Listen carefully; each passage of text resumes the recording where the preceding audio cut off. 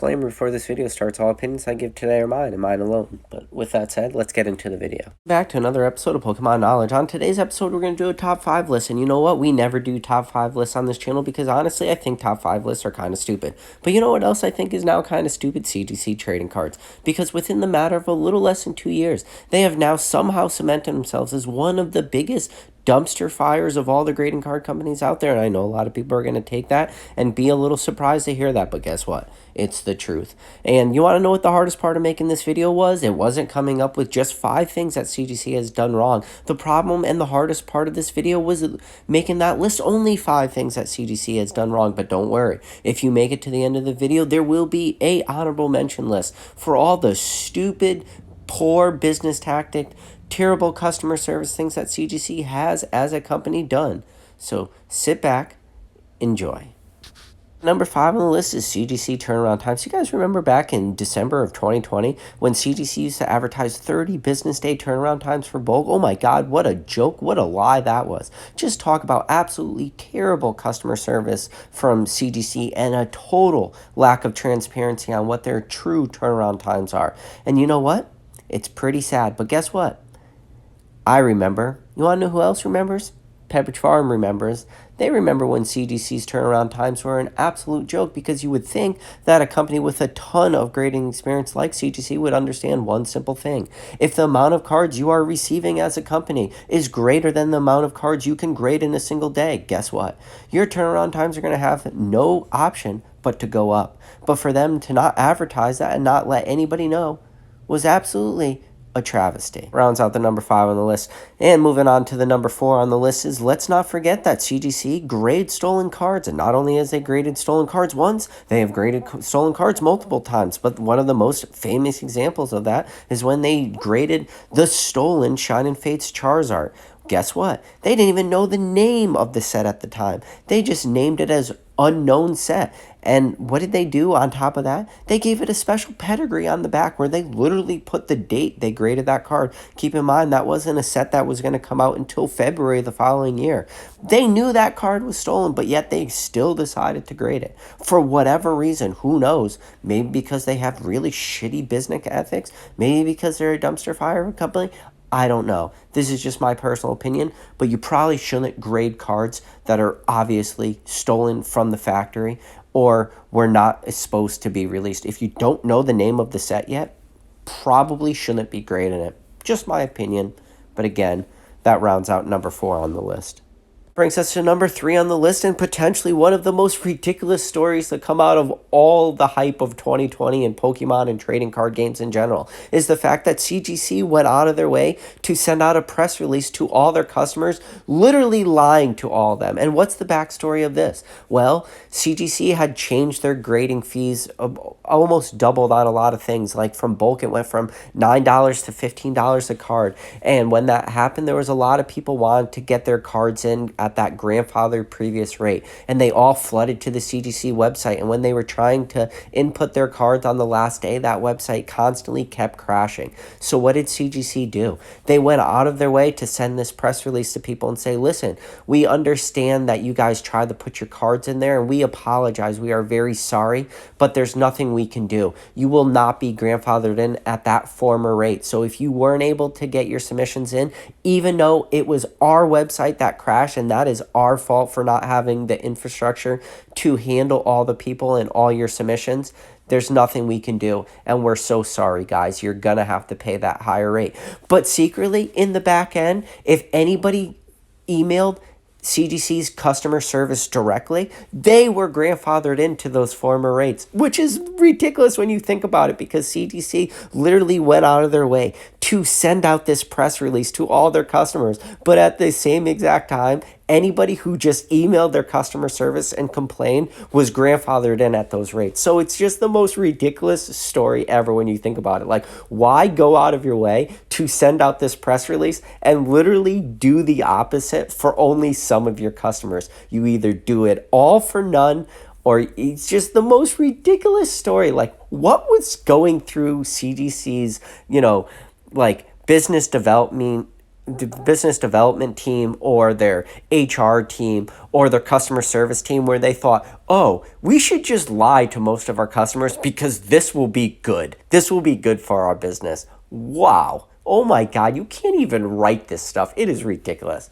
But that's number 3 on the list. I mean, and at number 2 on the list is CGC's absolutely fake bullshit anonymity. And what is anonymity in trading cards and grading? Why is that important? Because when you submit a card, the grader should not know who submitted that card. There should be total anonymity where they do not know whose card it is. This way, there is no chance of bias from that grader giving out better grades than that card potentially should have deserved.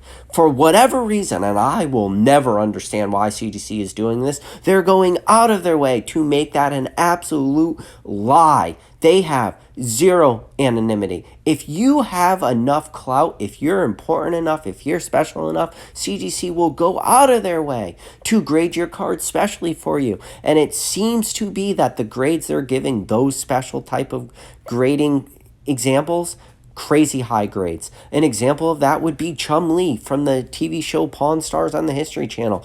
He opened up a jungle box, and guess who was sitting literally right next to him in the very next seat? It was the head grader from CGC, and somehow Chum Lee managed to get 2 pristine 10s out of unlimited jungle booster boxes, and it just happened to be 2 of the best, non-hollow cards in the entire set. Where's the anonymity in that when the head grader at CGC is sitting next to the person opening that booster box? And then another example of Whatnot, where they opened up a box of Gym Heroes, or I think it was maybe Gym Challenge they opened up, and they handed out 25% of the cards graded got pristine 10s. 25%. Oh my God. Think about how big of a travesty that is. Do you know how many booster boxes were opened in 2020 and 2021 of vintage stuff? You're going to sit there and tell me that magically the only pristine 10s for the most part of WotC came out of one single booster box? Please, please, please don't believe that. If you believe that, I have some really good swampland I would like to sell you in Florida because that is a joke. CGC's anonymity is a joke. CGC's business practice are a joke. Their head grader should be ashamed of himself. The fact that he was even willing to go to things like that. The fact that he was, and again, this is all my opinion, the fact that that head grader was willing to give out higher grades than these cards probably deserved based off of CGC's track record of grading very good near mint WotC type English cards. The fact that he was handing those out like nothing is sad. It's sad. That's all I can say. It's just sad. That head grader should literally be sad. He should feel bad for himself. CGC as a company should feel bad for themselves. All their clients, all their customers should not just feel bad for themselves because they were potentially, robbed from a lot of these grades themselves, but they should feel bad for CGC. They should feel bad for CGC that they've let their company get to this level where one of the most important things in all of grading, that anonymity, has gone absolutely out the window. Before we get to number 1 on the list, time to do a couple honorable mentions. Let's not forget about the slab that was sent to somebody who did a YouTube video, and when he went to touch the slab, it literally fell apart in his hands. It split exactly in half. That CGC didn't sonic weld the case or whatever. Just absolutely terrible quality control to send out slabs that literally pull apart.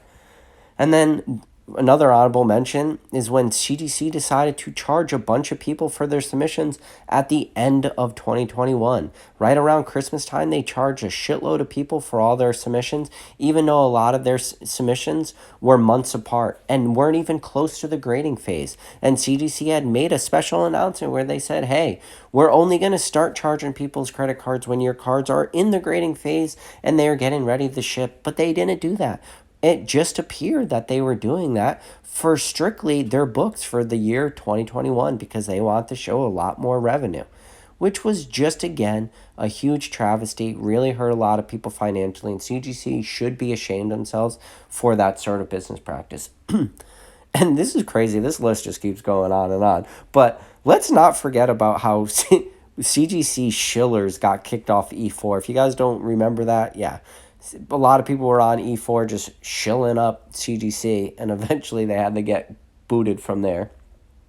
Then CGC, one of the returns I had where they managed to somehow, from who knows, maybe from the grace of God, give out different centering grades from cards that were literally cut off the same row of the same sheet.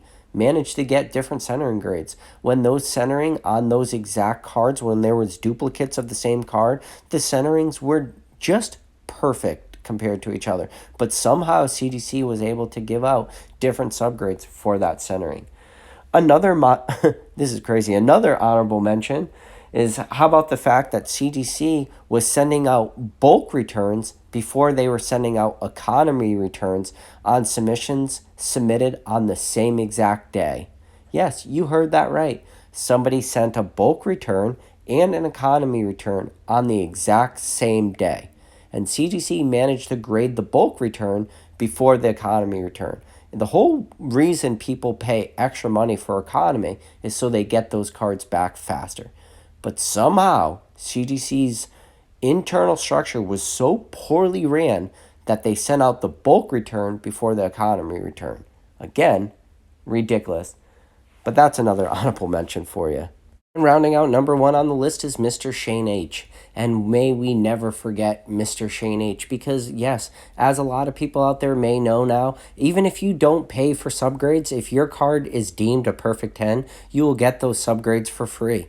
But that wasn't always the way. Let's never forget what Mr. Shane H., the administrator of the CGC chat, told somebody who had asked that question. Meaning, if they had got a pristine 10, were those subgrades somehow stored somewhere where if they resubmitted the card, they could potentially get the perfect 10?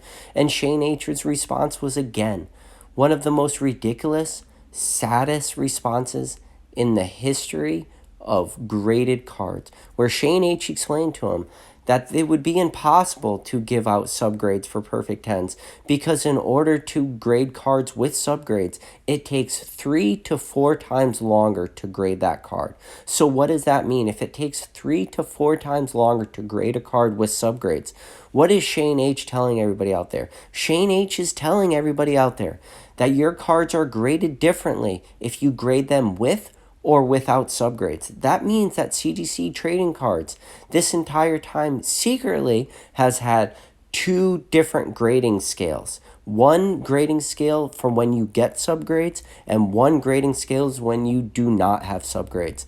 That is sad. You are paying for a service.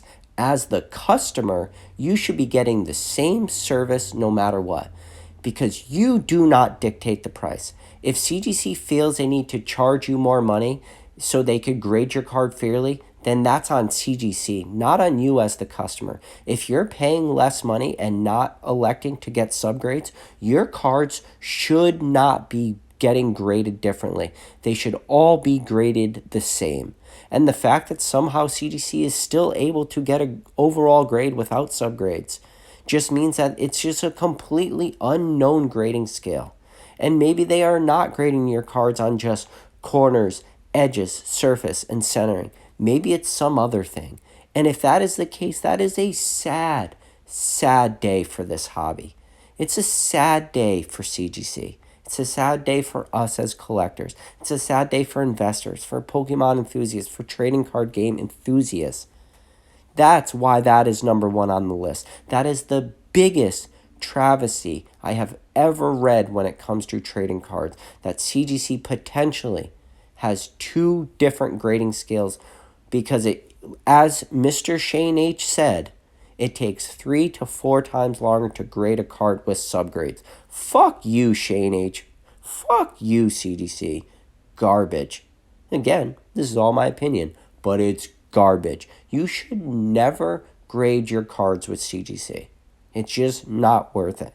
They have a huge track record within a little less than 2 years of just a dumpster fire of a company with arguably some of the most shady, shitty, terrible business practices I have ever come across in my entire life for a company. That should be a beacon of good and a beacon of, unbiased grading. But they're not unbiased. They are extremely biased. extremely inconsistent, extremely lack of transparency. Their customer service is terrible. Some of the worst customer service in any industry ever. Again, this is all my opinion. Some of you guys are really going to like this video. Some of you guys are really going to hate this video. To everybody else out there, don't forget to smash that dislike button on your way out. And I'll catch you guys on the next video.